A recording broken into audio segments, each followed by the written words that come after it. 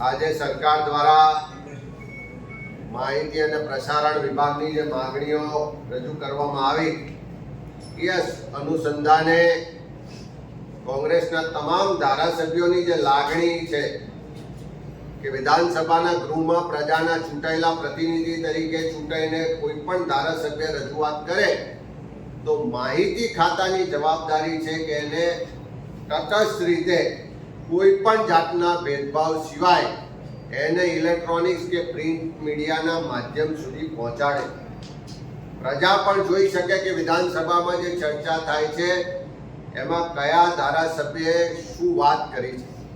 પણ છેલ્લા કેટલાય વખતથી અમે ફરિયાદ કરીએ છીએ કે માહિતી વિભાગ દ્વારા વિપક્ષના ધારાસભ્યો દ્વારા જે અસરકારક રજૂઆત કરવામાં આવે છે એની પૂરતા અંશો મીડિયામાં મોકલવામાં નથી આવતા.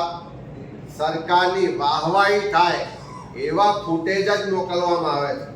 પ્રજાના ટેક્સના પૈસાથી જે મીડિયામાં માહિતી આપવામાં આવે છે એ માહિતીમાં પણ મોટા પ્રમાણમાં ભેદભાવ અને અન્યાય થાય છે. એ માહિતી ખાતું કાયમ આ અન્યાય કરતું આવે છે એવી વાત રજૂ કરી છે. સાથે સાથે માહિતી ખાતા દ્વારા જે લોકશાહીનો ચોથો આધાર સ્તંભ મીડિયા છે એની સાથે પણ સતત ભેદભાવ થતો આવે છે. અનેક ઇલેક્ટ્રોનિક્સ મીડિયાની ચેનલો છે, પ્રિન્ટ મીડિયાના અખબારો છે, યુટ્યુબર અને નાના ચોપાનિયાઓ છે. જે લોકો સરકાર સામે મુદ્દા રજૂ કરે, સરકારનો ભ્રષ્ટાચાર કે ગેરરીતિ કે ગેરવહીવટને ઉજાગર કરે એવા મીડિયાની કે સમાચાર પત્રોની જાહેરાતો બંધ કરી દેવામાં આવે છે.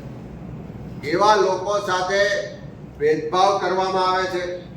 એના જે તટસ્થતા છે એને દબાવવાનો પ્રયત્ન કરવામાં આવે છે. એટલે મીડિયા સાથે પણ માહિતી ખાતાનું વલણ જે છે એની કાર્ય પદ્ધતિ છે એ અન્યાયકારી ને ભેદભાવપૂર્વકની છે એવું સ્પષ્ટ રીતે અનેક કિસ્સાઓમાં જોઈ શકાય છે. એ જ રીતે થોડા દિવસ પહેલા જે કલાકારો દ્વારા, ગુજરાતના નામી કલાકારો વિક્રમ ઠાકોર અનેક લોકો દ્વારા આક્ષેપ કરવામાં આવ્યો કે માહિતી વિભાગ દ્વારા અને સરકાર દ્વારા એમની સાથે પણ ભેદભાવ થાય છે. અનેક જગ્યાએ એમને એવોર્ડ આપવાની પ્રક્રિયા હોય, એમને સરકારી કાર્યક્રમો આપવાની પ્રક્રિયા હોય કે એમાં પણ ચોક્કસ માનીતા લોકોને, એમના ભાવતા જે લોકો છે, જે ભારતીય જનતા પાર્ટીને ડાયરેક્ટ ઇનડાયરેક્ટ મદદરૂપ થાય છે એવા લોકોને જ કાર્યક્રમો આપવામાં આવે, એવા લોકોને જ મહત્વ આપવામાં આવે, એમને જ સન્માન આપવામાં આવે.